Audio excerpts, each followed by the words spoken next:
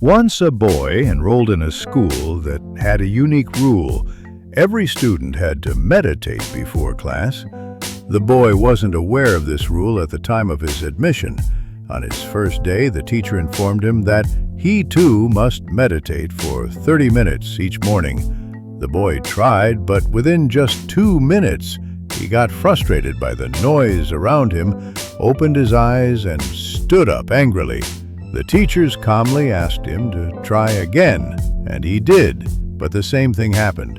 Each day he became angry during meditation because he could hear people talking nearby, which disturbed him.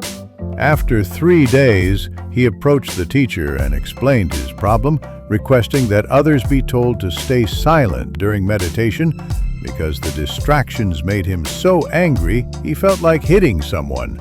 The teacher responded wisely, "No matter where you are, people will disturb you. What matters is how you control your anger."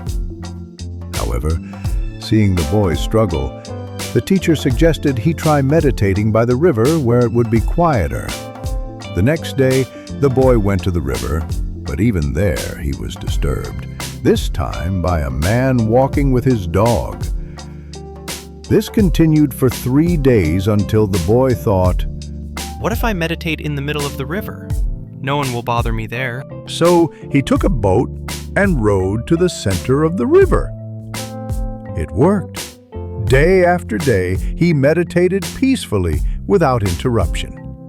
But one day, while he was meditating, he heard a splash and noticed a boat drifting toward him.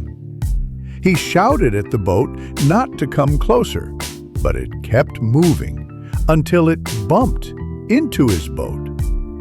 Furious, he opened his eyes, ready to lash out at whoever was responsible, only to find the boat was empty. His anger instantly vanished. Just then, a man appeared on the riverbank. The boy assumed the boat belonged to him and began yelling. But the man calmly replied that the boat wasn't his. He had only come to ask for directions. The boy, embarrassed, calmed down again.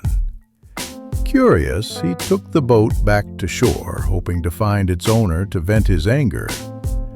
But when he arrived, he realized the boat had been tied to the dock and had simply drifted away due to strong winds and waves. This realization struck him deeply. He had been angry at something that had no one to blame. When the boat bumped into him, he was furious, ready to blame a person. But the moment he saw it was empty, his anger vanished. When he learned that it was nature, not someone's fault, he had no one to be angry at. This made him think. How often do we direct our anger at others simply because we believe they're at fault? The story teaches that many of our emotional reactions are driven by assumptions. When we believe someone wronged us, we become angry.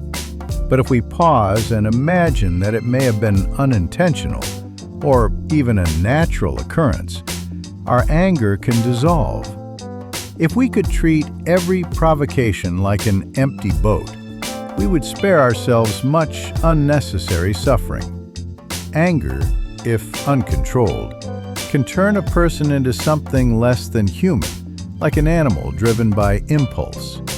But if you can control your anger for just one moment, you might save yourself a lifetime of regret.